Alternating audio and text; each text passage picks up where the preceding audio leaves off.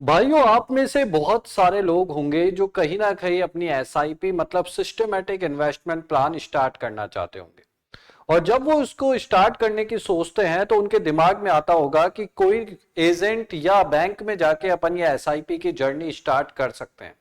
पर आपको बता दूं गाइस, एसआईपी को स्टार्ट करना जितना आसान है ना, उतना ही यहां से रिटर्न लेना उतना ही डिफिकल्ट है। क्योंकि आजकल गाइस इंडिया में इतनी सारी एप्लीकेशन आ चुकी है जहां पे आप घर बैठे ही एसआईपी स्टार्ट कर सकते हो।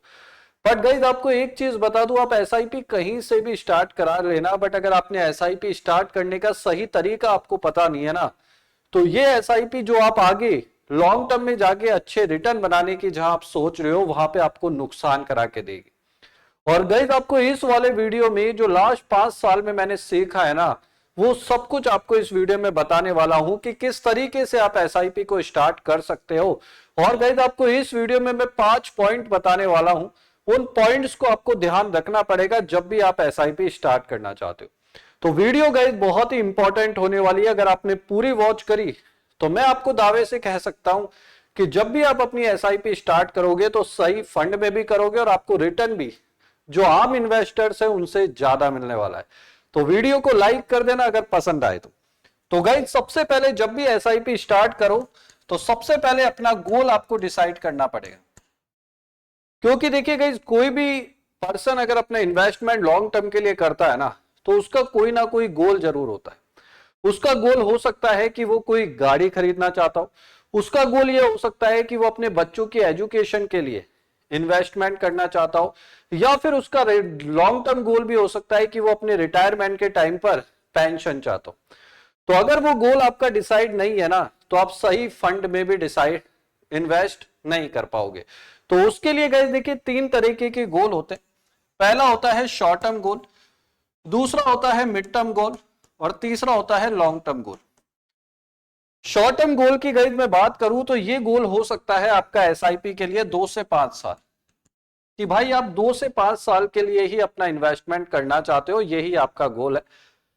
मिड टर्म गोल की बात करें तो ये हो सकता है आपका 5 से 10 साल के लिए, कि आप जो भी एसआईपी स्टार्ट करना चाहते हो वो मैक्सिमम 5 साल से 10 साल के लिए करना चाहते हो। और अगर मैं लॉन्ग टर्म गोल की बात करूं तो भाइयों ये 10 साल से ऊपर कितना भी हो सकता है, 15 साल, 20 साल, 30 साल। क्योंकि देखिए हर आदमी का गोल अलग अलग होता है। अगर आप गोल्ड माइंड में बिल्डअप नहीं करोगे ना, तो भाई आप गलत फंड में अपना इन्वेस्ट कर दोगे। क्योंकि जब भी आप एसआईपी स्टार्ट करोगे बहुत सारे फंड्स आपके सामने होंगे, और वो फंड तभी डिसाइड होंगे जब आपका गोल डिसाइड होगा। तो जब भी अपनी एसआईपी की जर्नी स्टार्ट करो तो पहले अपने माइंड में बिल्डअप कर लेना आपका गोल किस तरीके का है। अब ये गोल आपने डिसाइड कर लिया, अब कौन से फंड में इन्वेस्ट करना है वो मैं अभी आपको आगे वीडियो में बताने वाला हूं। इसके बाद दूसरा पॉइंट आता है गाइज, अपना अमाउंट।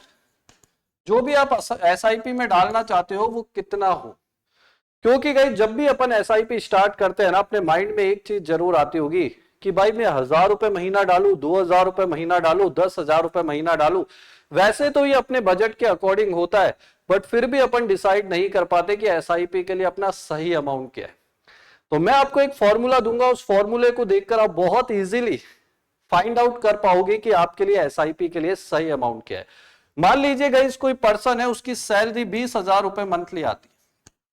20,000 रुपए हर महीने उसको जॉब से अर्निंग होती है। उसके एक्सपेंसेस की बात करें तो 20,000 में से अपन मान के चलते हैं कि 70% वो अपने खर्चों में यहाँ पे एक्सपेंसेस कर देता है। बहुत सारे खर्चे होते हैं, हो सकता है उसका रेंट जाता हो सकता है उसकी बेसिक नीड हो। तो 20,000 में से 70% मतलब 14,000 रुपए आप ये अपने एक्सपेंसेस के लिए हटा दो। पर 14,000 रुपए हटाने के बाद जो आपके 6,000 रुपए बचे, इसको भी गाइज आपको पूरा एसआईपी में नहीं डालना।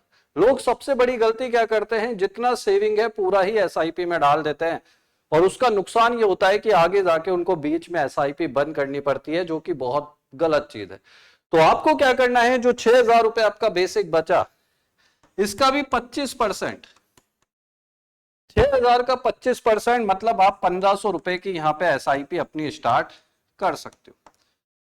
तो जब भी आप अमाउंट डिसाइड करने में अगर आपको दिक्कत आ रही है, ये बेसिक फॉर्मूला है, जो भी आपकी इनकम है वो यहाँ पे डाल दीजिए, उसमें से 70% अपने खर्चों के घटा दीजिए, और उसके बाद जो अमाउंट बचे उसका 25% आप अपनी एसआईपी के लिए इन्वेस्ट कर सकते हैं। भाइयों वीडियो पसंद आए तो लाइक जरूर करना और चैनल सब्सक्राइब करके बेल आइकन जरूर ऑन करना। इसके बाद गाइस तीसरा पॉइंट जो आता है, आपने अमाउंट भी यहां पे डिसाइड कर लिया, उसके बाद आपको फंड कैटेगरी यहां पे समझना पड़ेगा। अब फंड कैटेगरी क्या होता है गाइस, जब मैंने आपको बोला था कि आपको गोल डिसाइड करना पड़ेगा तो उसी गोल के अकॉर्डिंग आपके यहाँ पे फंड कैटेगरी भी डिसाइड होगी। तो जब भी आप एसआईपी स्टार्ट करते हो तो आपको 3 तरह के फंड यहाँ पे मार्केट में दिखेंगे।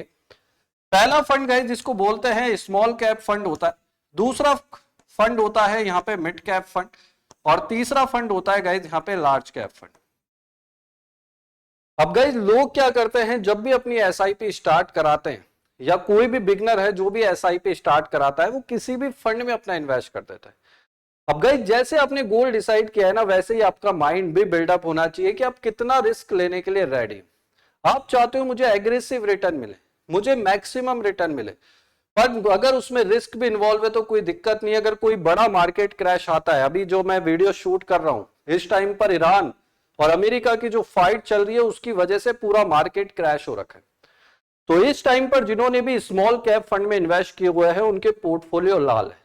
बट अगर आप उस चीज के लिए रेडी है कि ठीक है क्रैश करेगा, मार्केट गिरेगा, मुझे कोई दिक्कत नहीं होगी, पर जब मार्केट बढ़ेगा तो मुझे एग्रेसिव रिटर्न भी मिलेगा, तो उसके लिए सबसे बेस्ट फंड होता है स्मॉल कैप फंड, क्योंकि ये हाई रिस्क के साथ हाई रिवॉर्ड यहाँ छुपा है।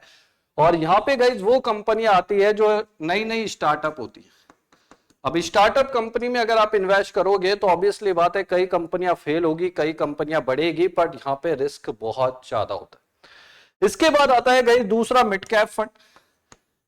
यहाँ पे गाइज वो फंड आते हैं जो इंडिया की 100 से लेके 250 तक जो कंपनियां होती है उनमें यहाँ पे इन्वेस्ट होता है। तो स्मॉल कैप के कंपैरिजन में गाइज ये थोड़ा सा कम रिस्की होते हैं, बट यहाँ पे रिटर्न भी उससे थोड़ा कम मिलता है। तो मेरे अकॉर्डिंग गाइज जो सबसे बेस्ट फंड होते हैं ना इन्वेस्टमेंट के लिए वो मिड कैप फंड होते हैं, क्योंकि ज्यादा रिस्की भी नहीं होते और लार्ज कैप से ज्यादा रिटर्न बना के देते हैं। और लार्ज कैप फंड में गाइज वो कंपनी आती है जो इंडिया की टॉप 100 कंपनियां होती है ना, वहां पे आपका फंड में इन्वेस्ट होता है। तो यहाँ पे रिस्क बहुत ही कम रहता है, क्योंकि अगर मार्केट क्रैश भी करेगा ना तो सबसे ज्यादा गिरेंगे स्मॉल कैप, फिर मिड कैप, उसके बाद आता है लार्ज कैप। पर जब मार्केट भगता है ना तो सबसे ज्यादा रिटर्न देते हैं स्मॉल कैप, फिर मिड कैप, फिर लार्ज कैप। तो लार्ज कैप में गई रिस्क कम है तो रिटर्न भी कम है। तो अगर आप चाहते हो मुझे एफडी के इक्विवेलेंट, मतलब एफडी 6-7% का रिटर्न देती है, मुझे 10-11% का रिटर्न भी अगर मिल जाए तो मैं खुश हूं, तो उसके लिए आपके लिए सबसे बेस्ट होते हैं लार्ज कैप फंड। तो मेरे हिसाब से आपको यहां तक की हर चीज समझ में आ गई होगी। इसके बाद गाइस देखिए चौथी चीज आती है एसआईपी डेट चेस करना। और इसके बाद गाइस जो मैं पॉइंट दूंगा ना आपको, पांचवा पॉइंट, वो बहुत इंपॉर्टेंट है और आपसे मैं एक प्रश्न भी करूंगा। अगर आप सही जवाब दोगे स्पेशल प्राइज भी आपको मैं देने वाला हूं, ठीक है। अब एसआईपी डेट गाइस क्या होती है, देखिए आप अगर मान लो जॉब करते हो और आपकी जॉब की जो सैलरी आती है वो मंथ की 7 तारीख को आती है, तो जो आप एसआईपी की डेट चेस करो ना गाइस, वो मैं आपको बोलूंगा एक दिन आगे की करिए, लगभग 8 तारीख की। होता क्या है कि हम मन गढ़ंत अपनी डेट डिसाइड कर लेते हैं और उस टाइम अपने अकाउंट में पैसा नहीं होता है तो अपनी एसआईपी ब्रेक नहीं होती। तो इसलिए जब भी अपनी एसआईपी स्टार्ट करो तो जो डेट, जिस डेट पे आपकी सैलरी आती है उसके नेक्स्ट डेट आप ले सकते हो, या फिर अगर आप कोई बिजनेस करते हो या आपके अकाउंट में पैसे पड़े हैं तब आप कोई भी डेट ले सकते हो। होने में गाइस ये बहुत ही छोटी सी बात है, बट ये बहुत इंपॉर्टेंट होती है अगर आप कोई भी एसआईपी करने जा रहे हो। और पांचवा और गाइस लास्ट पॉइंट है जो बहुत ही ज्यादा इंपॉर्टेंट होने वाला है कि पहले साल में आपको क्या एक्सपेक्ट करना है। होता क्या है गाइस, जैसे ही अपन एसआईपी स्टार्ट कराते हैं, मान लीजिए अपन ने 1000 रुपए महीने की एसआईपी कराई, 12 महीने में अपने 12,000 रुपए इन्वेस्ट हो गए। अब अपन क्या चाहते हैं कि भाई 12,000 का 10% मतलब 1200 रुपए तो कम से कम रिटर्न बन ही जाए। और आपको बता दूं गाइस एसआईपी में ऐसा बिल्कुल नहीं होता। हो सकता है जिस टाइम पे आपने एसआईपी स्टार्ट कराई उससे बाद मार्केट क्रैश कर गया हो। अगर आज की तारीख से 1 साल पहले जिन्होंने भी एसआईपी स्टार्ट कराई थी उनके मार्केट पोर्टफोलियो लाल हो चुके, और यहां पे आके ही सबसे बड़ी गलती होती है कि लोग अपनी एसआईपी या तो बंद कर देते हैं या स्विच कर देते हैं। तो जब भी एसआईपी स्टार्ट कराओ, मैंने आपको शॉर्ट टर्म गोल भी क्या बताया था, कम से कम 5 साल। तो अपनी एसआईपी जब भी स्टार्ट कराओ कम से कम 5 साल के लिए कराइए, अगर उससे कम पीरियड के लिए चाहिए तो आप एफडी करा सकते हो, क्योंकि एसआईपी का फायदा तभी है जब ये आप लॉन्ग टर्म में रन करते हो। और पहले साल में आपको बिल्कुल एक्सपेक्टेशन नहीं रखनी है, और अगर आप पहले साल में इसको ब्रेक करते हो तो आपको 20% टैक्स भी देना पड़ जाएगा अपने प्रॉफिट का। इसलिए एसआईपी कभी भी पहले साल में ब्रेक मत कराना, कम से कम 2 साल होल्ड करना, ताकि आपको 12.5% ही टैक्स देना पड़े। तो पहले साल में आपको क्या एक्सपेक्टेशन रखनी है कि भाई मुझे कुछ नहीं मिलने वाला, मैंने फ्यूचर के लिए पैसा डाल दिया, अब जो होगा देखा जाएगा। तो ये जो मैंने आपको 5 पॉइंट बताए हैं, अगर आप इन बातों का ध्यान रखोगे तो आप भी एसआईपी को लॉन्ग टर्म तक रन कर पाओगे और अच्छा रिटर्न भी ले पाओगे।